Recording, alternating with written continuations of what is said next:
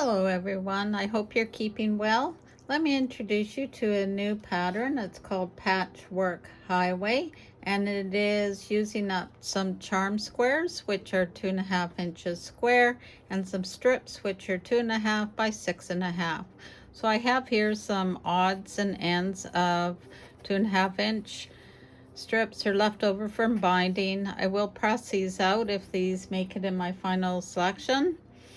I have some charm squares which are in various sizes. These are actually mini charms, so I shouldn't be calling them charm squares. So these are 2.5 inches square. I need a light background, so I've got a selection of white and a cream color. And then I've got a lighter on the mid-tone, which I've chose these beige colorway in various scraps. And then I have a selection of dark fabric, so they're everything from a dark red to grays, blacks, browns, greens, whatever your selection is. This is going to be a scrappy look, so let's get started and I'll show you what we're doing. First up is this block where we're taking three 2.5 by 6.5 inch squares and we're going to join them together with a nice 1/4 inch seam.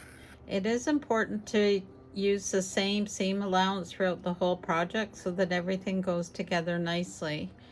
So this is what it'll look like when they're sewn together. I do need to square this up, but it's light, dark, and light, and you will need to make 12 of those. So let me do this and I'll be right back. Okay, so I have these strips sewn together. I haven't pressed them yet, but I will be pressing them to the inside, so the dark, pressing to the dark. A nice 1/4 inch even seam so that all our blocks nest together nicely. Here's the other demo I showed you. So these will get squared up to 6.5 inches, and we do need to have 12 in total. Make them scrappy by using up some of your leftovers. It's a good way to give a different tone to a quilt. Another way to do this is to take jelly roll strips and piece them together in rows of 3 and then subcut them down into 6.5 inches like this, and then one last check to square them, and then you're done. So 12 of those and on to the next block.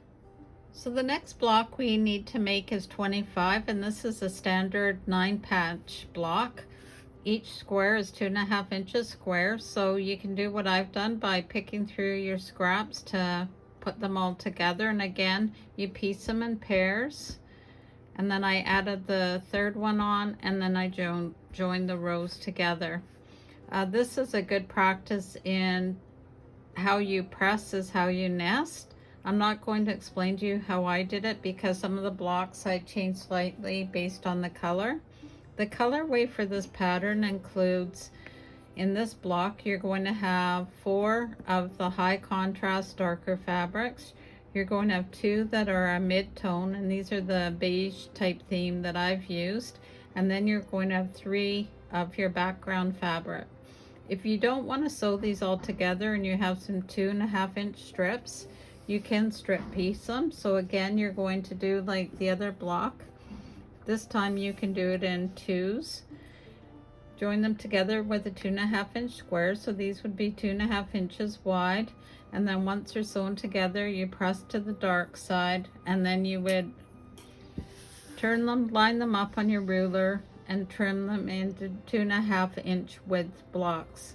So this will end up being 4.5 inches deep by 2.5 inches wide, and that will equal these 2 blocks together. So I'm going to go ahead and make 25 of these, and then I'll show you what's next.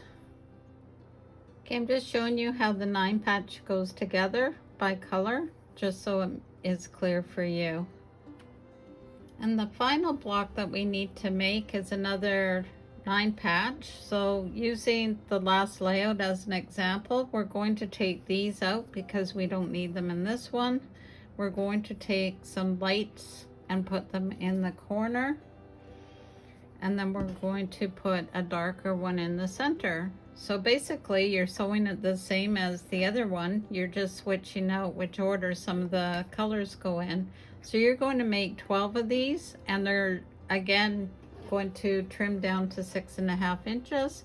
And here is what my sample block looks like. Okay, so now that I have all the blocks assembled, I'll show you how we're going to lay this out.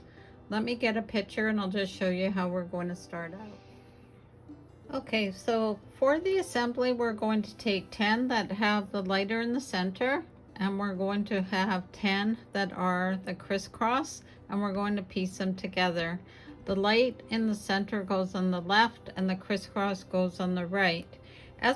I just wanted to point out, as an alternative to using 2.5 inch squares, you could sub out these two charm packs for a potato chip, which is 2.5 by 4.5.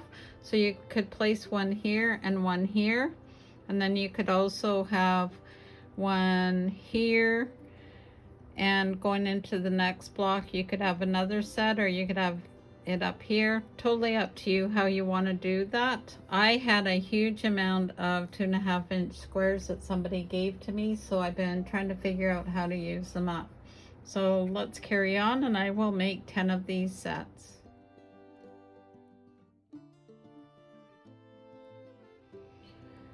I was just going to mention that when you're joining these blocks together, you want to make sure that the medium toned are on the left hand side and they're pointing from the bottom to the right.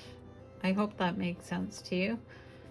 So if you can see, it's like the left hand side of a flying goose going this way. It'll all make sense when you see the final assembly. Next up is the second part in assembling our rows. As you remember, we did 10 sets of these blocks sewn together. So now what we're going to do is take ones that have the low volume in the center, and we're going to join them with another set that are the same way. So you've got your center, another 2-piece block, and then to the end of that you will have a single one. So in all together you will end up with five blocks sewn together like that. You will end up with 3 of those, so I'll go ahead and do it, and then I'll show you what's next.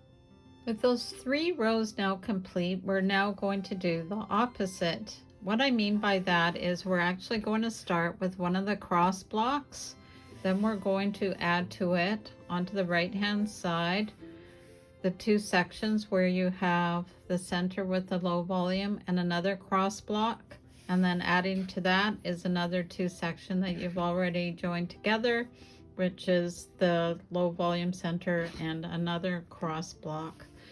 Keeping in mind when you're doing these, you always want to make sure that your medium is going in this direction. So if you look like this is what I mean. You're going to have it going like that and going like that, and that is only applies to the one that has your low volume in the center. So we will be doing 2 of these rows, so I'll just do that and then I'll be right back and I'll show you how we put them all together.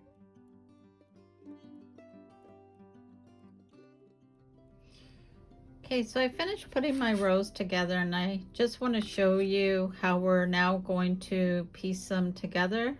So we've been working on doing a row that would look like this, and then a row that would look like this. So now we're going to piece them together.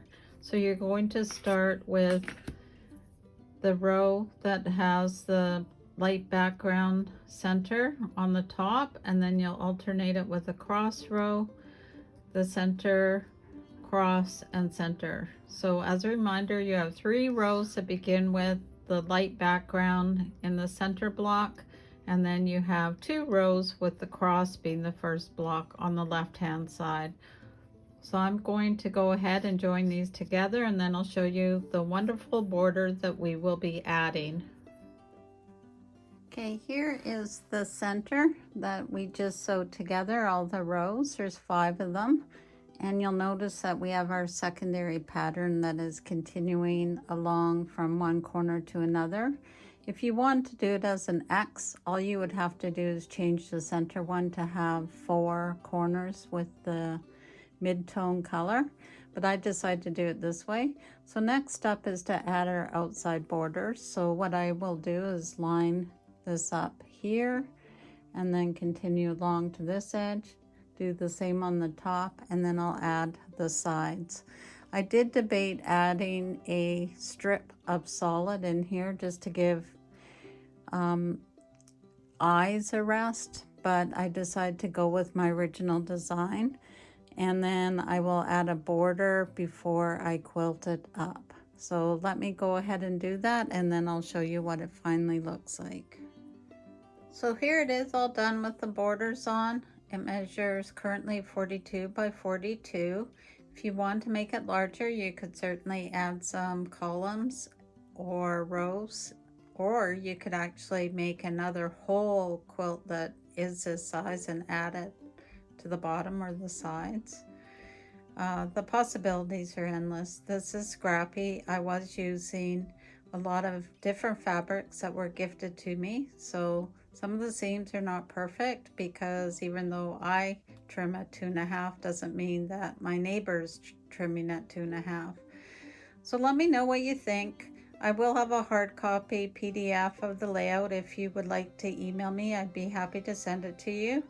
Details in the video description. And as always, please like, subscribe, comment, share, and just have a great day of sewing.